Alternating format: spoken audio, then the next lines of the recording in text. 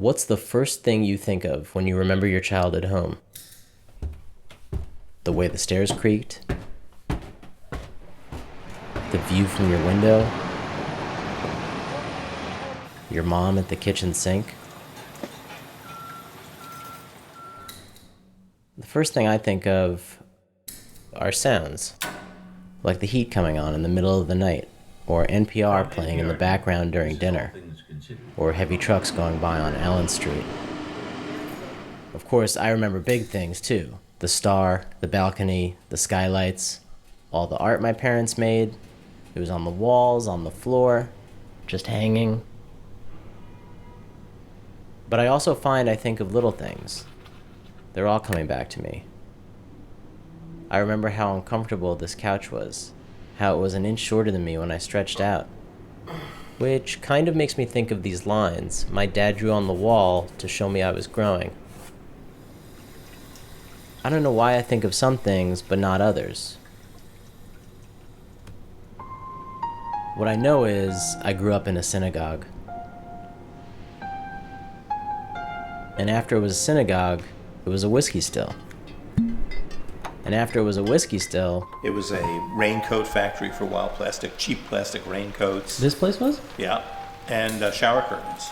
Alright, so after it was a shower curtain factory, my parents rented it and turned it into a studio.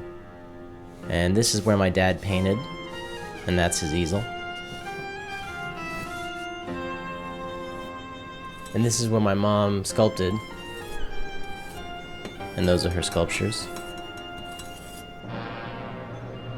And this is where I read a lot of comics and watched TV when I was supposed to be asleep. I definitely think of lying here at night and looking at these big synagogue windows and just kind of assuming it was haunted.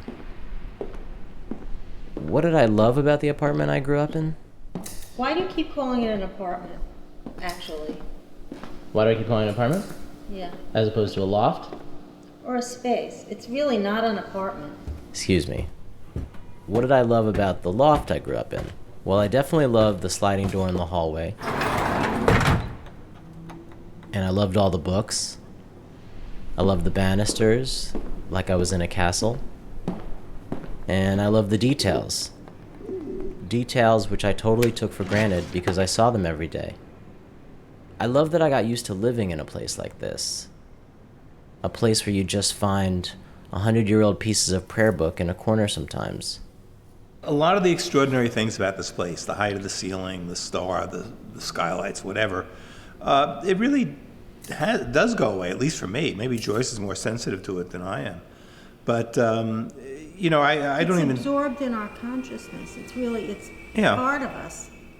Right. I mean, I think these things probably have affected us in deep and profound ways, but it's certainly nothing that I think about at all anymore.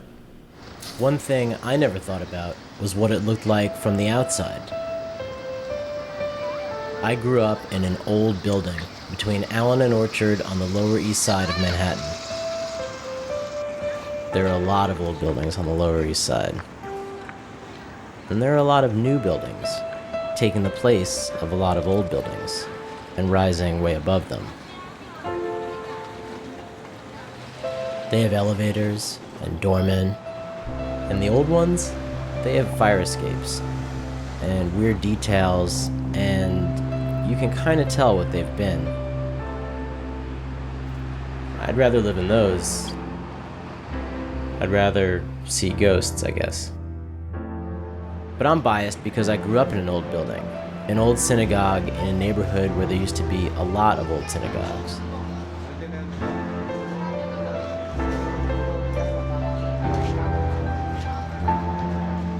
This one's a church now, and at first I thought it was weird that the cross was just planted on the star.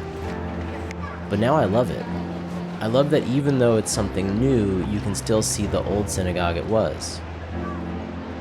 Our synagogue was built in the 1800s. It was a Romanian congregation. Yeah. I'm not Share Shemoya, Yeah. the gate of heaven. They were well known for their singers, their cantors. And my parents moved in 100 years later, and they rented it for 45 years.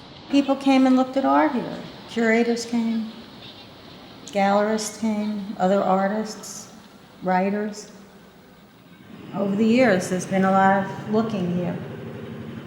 After the singing, they were the lookers. So in 100 years, it went synagogue, whiskey still, shower curtain factory, studio. You can still see that synagogue, you know?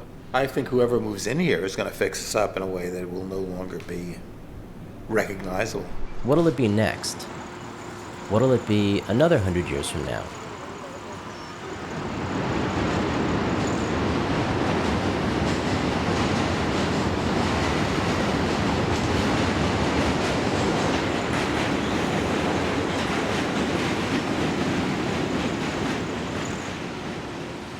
I know this was a bakery, and I know this was a supermarket, and I know this was a synagogue, the one the Sharei Shemoyim moved to after they left 70 Hester Street.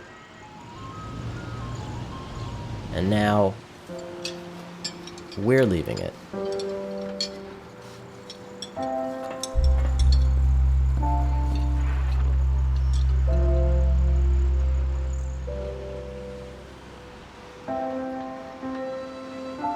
But my mom said, don't make a movie about moving out. Make it about how great it was to live here.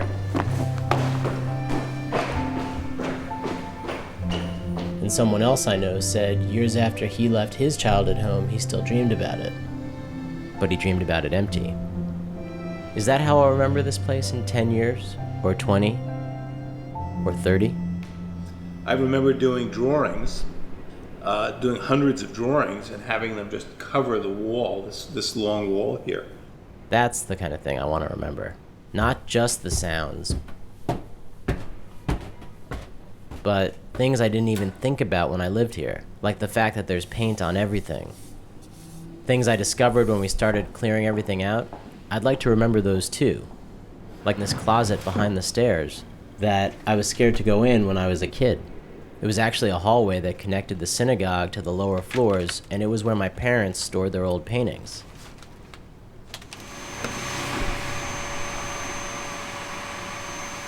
The congregation that built this place and then moved here, they just left ours behind. Why didn't they want to keep it? I mean, didn't they want to know who lived in it? Didn't they want to keep track of it? But what if that was a bad time for them, with a lot of bad memories? If it becomes a whiskey still, or artists live in it, or someday it just gets knocked down, maybe it's better to just let it go. I don't know, I'd like to hold on to it. The light, the sounds, the neighborhood. I'd like to walk by it and say I lived there. I think very few people these days get to spend 45 years in one place. So I think we had a very good run here. I mean, it's almost 46, actually. almost 46. Well, by the time we're at it here. Yeah. I'd like to look at it from the outside and still see the synagogue it was, and other things too.